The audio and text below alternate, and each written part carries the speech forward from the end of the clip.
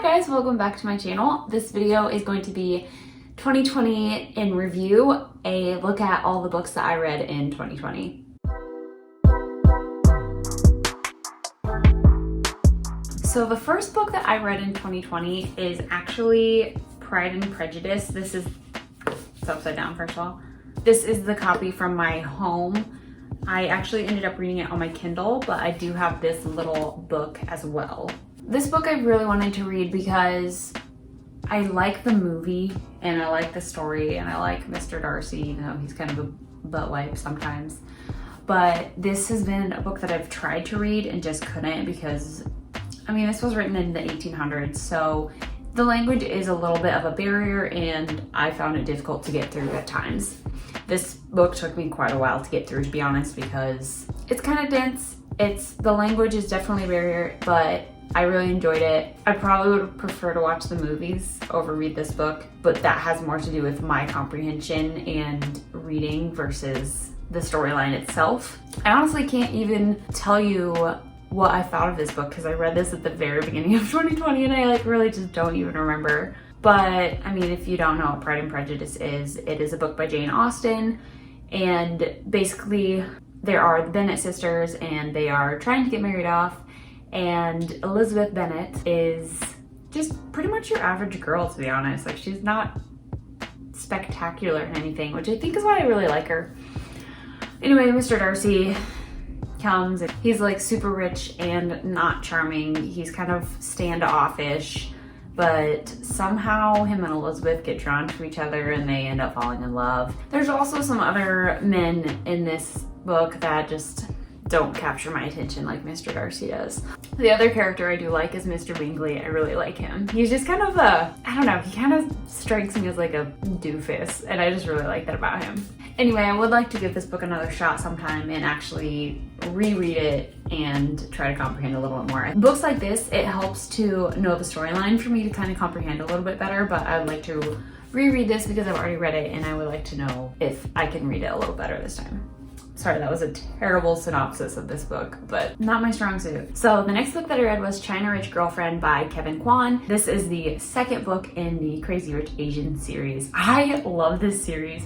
There's some strong language in it, but oh my goodness, I seriously love it. I love the viewpoints that you get. You get different people's points of view, which I actually really like that when reading a book. Depending on the book, this book works really well because there's so many crazy characters, so much crazy stuff that happens, and I so like it. I think I read Crazy Rich Asians last December maybe, and I really enjoyed it, and I'd been waiting for the second book to be on loan from the library. I don't know if I liked it near as much as I liked the first one or the third one. I think I might have liked the third one a little bit better, but it's really good. Basically it is about, well, Crazy Rich Asians is about Chinese people who reside in Singapore, and they are ridiculously rich. Like, numbers I can't comprehend. Like, it's bad. Anyway, in the States, this character named Rachel is dating this character named Nick, who is one of the wealthiest families in Singapore, but she doesn't know that. And they're dating, and he invites her to meet his family and spend the summer there. Gives her no warning whatsoever, and she goes, and honestly not the best experience for her, but it's really good. Really good. I liked it a lot.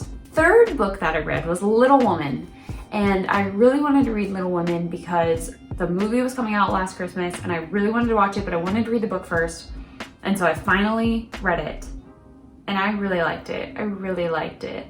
It's such a sweet book. There's so much about this book. So it's these four sisters who live with their mom. Their dad is fighting in the war, and it's really cool because the book it starts off when they're young and then it progresses to when they are older, so it gets a couple years later, so you kind of go through life with them, which is really interesting. They have a best friend named Lori. Well, it's mainly Joe's best friend, but it's pretty much the whole family's best friend. And Joe wants to be a writer. Meg is like, wants to be the perfect wife. Amy, I feel like I connect with Amy a little bit. She's kind of this materialistic, likes to be pretty, likes romance, likes art, likes all this stuff. And then there is Beth, who is just literally the sweetest and just loves her family so much. Oh my goodness, this book is just so good. It's so innocent, it's so sweet. I don't even have much to say about it. It's just them in life, and it's got some good life lessons in it. I would probably give that a 5-star. The fourth book that I read was Rich People Problems, which is the third book in the Crazy Rich Asians series. So like I said, I think I liked the third one the best. Like I said, it's been a long time. I don't really remember. I think I liked it the best. So there was some really cool stuff that happened. I don't want to say anything really about it because I don't want to give it away if you haven't read the first two and plan on doing that. Rich People Problems I read probably just a couple of days. Super easy to fly through. You're gonna notice that the books that I read at the beginning of this year were just like all over the place. The fifth book that I read was Harry Potter and the Order of the Phoenix. I know I haven't mentioned any of the first four books. That's because I read them at the end of last year, and so then I took a break and read the next four. 3, 5, 6, 7. The next three. So Order of the Phoenix, I just wanted to show you now how tattered my book is. It has, like, I need a new set so bad. This has seen so much love. There's like pages that actually, Hagrid's Tale. Like, it's falling apart. It has seen some love. I read these books every single year. So for 2019 and 2020, I actually kind of read them together. Like I read this series at the end of last year, so then I just kind of went into 2020, so they kind of meshed. So I really only read them once out of those 2 years. But I read this every single year, like literally my favorite series. And I know there's been some controversy with Jo, but I've never really associated with her. I've never really cared about her. I've just cared about this series and Harry Potter and the characters. So I'm able to make that disconnect. If you aren't, I'm really sorry about that. Like, I really genuinely am sorry about that. Anyway, I don't feel like I need to explain this because there's not a person in this world who doesn't know what Harry Potter is. They might not know about it, but they know of Harry Potter. He's a wizard trying to kill a dark wizard. That's all that's happening. Okay, and after Harry Potter and the Order of the Phoenix, I read Harry Potter and the Half-Blood Prince. Yes, I don't have the cover on it. I took it off because I used this in my wedding a year and a half ago, and I had it open to the Unbreakable Vow because I'm that nerd. Yes. Anyway, this is my favorite book out of the series, and obviously I had to read it. I told you I read it every year. So the seventh book I read this year was called There Are No Children Here. This is a book my husband recommended because this was at the height of quarantine, the Black Lives Matter, like, protests and everything that was going on. And I really wanted to educate myself. And this was the book that I chose to read. It was so good. My husband actually had to read it for a class, and we had it, so I was able to read it. It's downstairs. I'm not gonna go get it. I'm just gonna show it on the screen. I'm sorry. It's a nonfiction book, and it's about this guy who goes to this area in Chicago and basically follows the lives of these two boys, these two brothers, and just literally writes about their lives, what happens, what it's like in Chicago, what it's like being Black.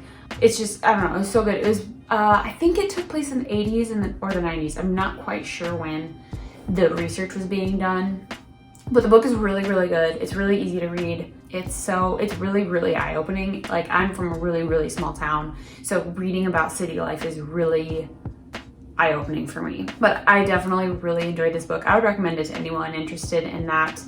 I also have the new Jim Crow, which I do still need to read. That will be on my TBR for 2021 for sure. One thing I really liked about There Are No Children Here is that it only went over like a 2-year period, but the author and the researcher came back at the very end and let us know like how he helped the family out, how he helped the boys out, where they were now, all this stuff. It was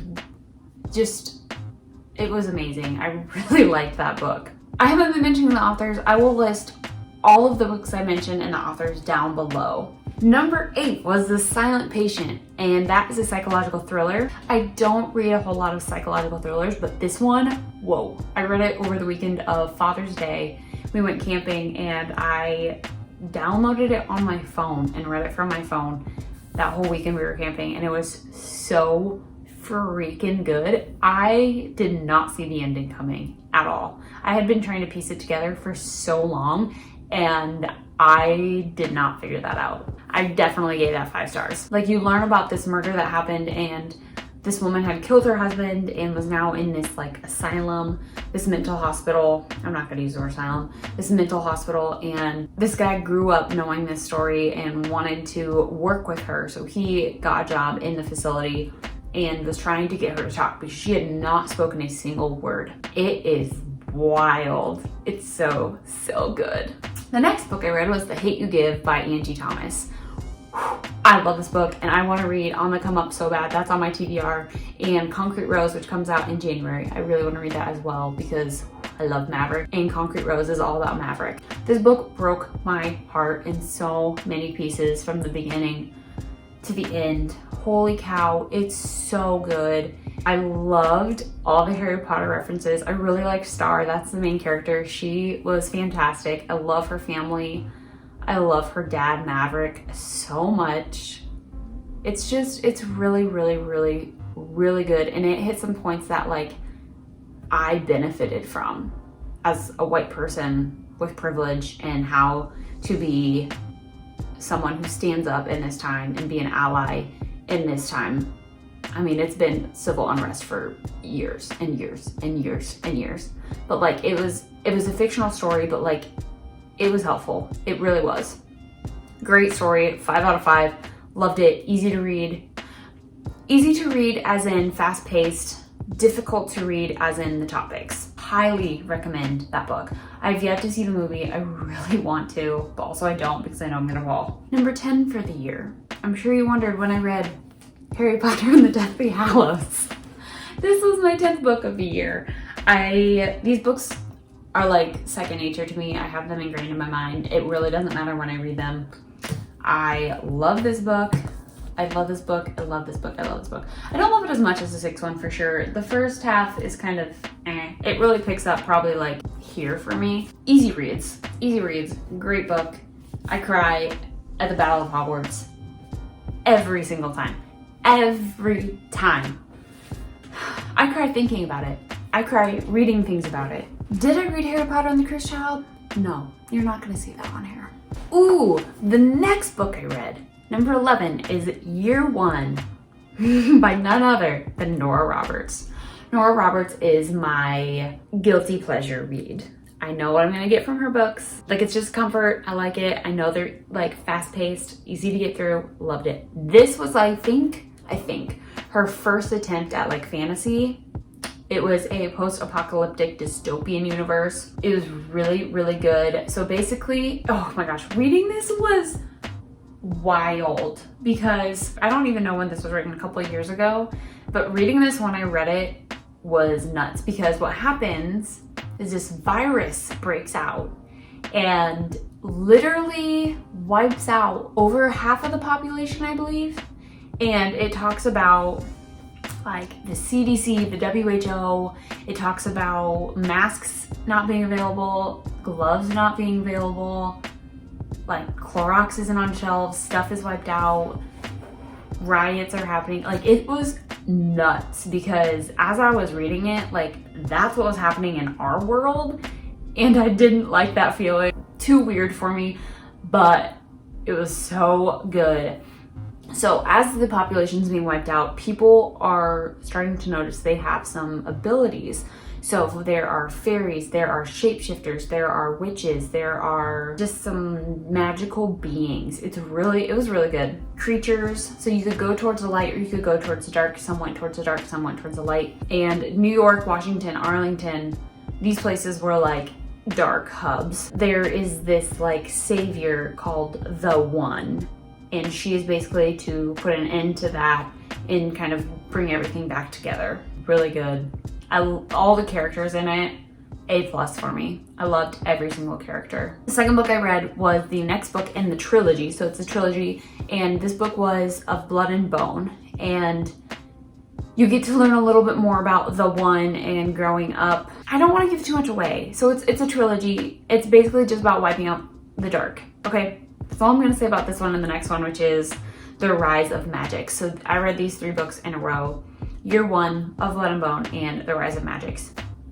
The Rise of Magicks was really good. I'm not gonna lie, it was a little anticlimactic for me. I thought the finale battle was gonna be a lot more intense and bigger than it was. There was a lot of buildup to a very small battle, so I was a little disappointed in that. But for the rest of the story, with all the characters, all the character growth, all the magic, A+. Definitely liked it. The next book that I have on my list that I read is actually a textbook. And I don't count textbooks unless I read the whole textbook chapter by chapter. And I did with this one, so I counted it. It was Introductory to Public Librarianship, which is what I want to do. And so I did read that chapter by chapter, and I wanted to include that in this. I know it's a textbook, but I wanted to count it because it was like 300 pages. I don't have it anymore, I sent it back, but the 15th book that I read was The Woman in the Window, and I'd probably give this a 3.5, 4 star. This is another psychological thriller, and honestly, I was comparing it to The Silent Patient the whole time, which I shouldn't have because they're not the same, but I was kind of disappointed by this one. It's about this lady who has something traumatic happen to her, and she is trapped inside of her house for 10 months, has not been able to go outside. She's agoraphobic, so she is terrified of public spaces, and you get to slowly unravel and learn the history of whatever was traumatic to her. The realization of some things was very interesting. I actually really liked that because I didn't quite see it coming. It was pretty good. I'd probably give it a 4 star. It was good. Once I stopped comparing it to The Silent Patient and look at it in its own perspective, it's really good. Still not as good as The Silent Patient, like not as like jaw-dropping, but still good. Number 16 was Matched by Condie. This is probably a 3.5 star for me. It's very middle grade. It's very Hunger Games dystopian style. I did enjoy the story. I didn't mind it. It's just kind of, I wanted more. I wasn't getting enough from it. But I think as a middle grade, it's probably good enough. It's about the society in the future where they've eradicated diseases. They've like perfected the human life.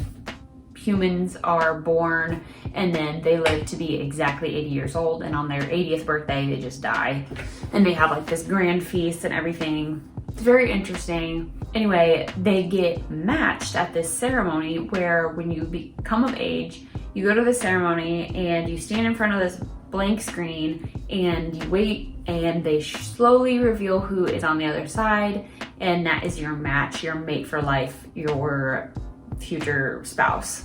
The main character in this sees her match, and then you get this little microchip card that you can go look and like read all the information about them. But when she inserts it, someone else's picture comes up and then disappears, and then her match's picture comes up, so it kind of throws things off. This society has no flaws, nothing happens that's not supposed to happen, so this was a big deal, and it's very interesting. The 17th book that I read was Crossed by Condie, which is the second book in the Matched trilogy.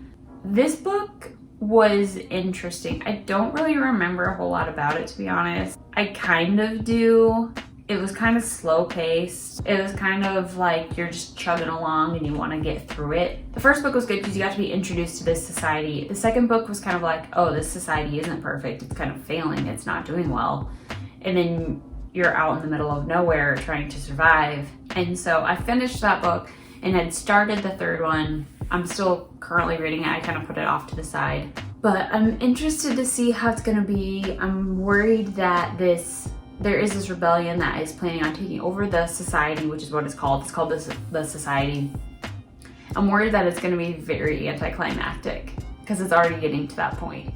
But we'll see. Number 18 was Stolen by Lucy Christopher. This book is about a 16-year-old named Gemma who gets stolen from an airport in Thailand, and she is taken to the Australian outback where she tries to make several escape attempts, but there's really nowhere to go because she is in the middle of nowhere. This book is a letter to her captor, and it's very interesting. The beginning was pretty fast-paced, the middle was a little bit slower, and then the ending was pretty fast-paced. But overall, I actually enjoyed this book. Number 19 was The Bookwoman of Troublesome Creek by Michele Richardson. If you haven't seen any of my past videos, you're missing out because I love this book so freaking much. This book is set in the 1930s and is about this blue woman named Cussie.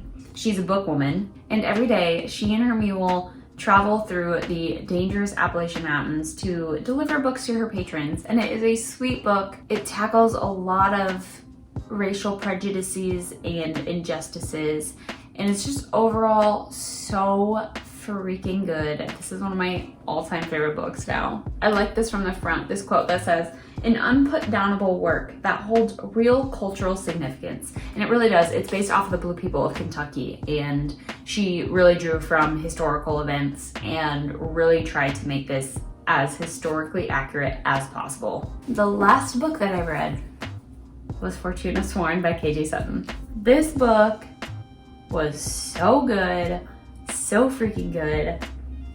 It is a dark fantasy romance about this nightmare. She's been looking for her brother who went missing 2 years ago and meets this dark fairy and has to make a deal with him in order to find her brother. And honestly, this book takes you through some twists and turns. It's got this like magnetic pull. Like I just wanted more and more. It was so good.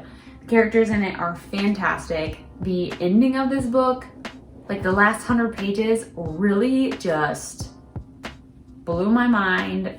The main character is so freaking cool. She's so tough. The fairy is something else. He is charming. Oh, it's so good. I ordered the second book of this ASAP, and it's gonna get here on Tuesday, and I plan on reading it probably in like 2 days. It's really good. This is gonna be my new favorite fantasy series. I'm calling it now. Okay, you guys, that's it. I've been recording for so long. Those are all the books that I've read in 2020. My yearly goal was 30 books, and I knew I wasn't gonna get there, so I changed it to 20, and I hit it, and I think I'm gonna hit 22 by the end of the year, which is gonna be good. I mean, I read this last 10 books probably from August to December, so we'll see. My goal next year is 36, to read 3 books every month. Hopefully it's gonna be more than that. That's really my goal, but we'll see. It's okay. I'm super busy. Like, I'm in grad school. I am working. I like watching TV. I like playing games. I've got to split my time and just do what's best for me. So I'm currently reading The Pennyroyal Academy by M.A. Larson that I plan on finishing by Saturday maybe. And then I am going to finish reading Reached by Condie, which is the 3rd book in the Matched trilogy. Alright, you guys, this video is all over the place. I am sorry. I will list all the books and the authors down below in the description box, along with my socials. Please don't forget to subscribe and like this video. I'm gonna get out of here. My brain's broken. I'm gonna go finish The Mandalorian and then probably read my book. I will see you guys all on Wednesday. Bye, guys.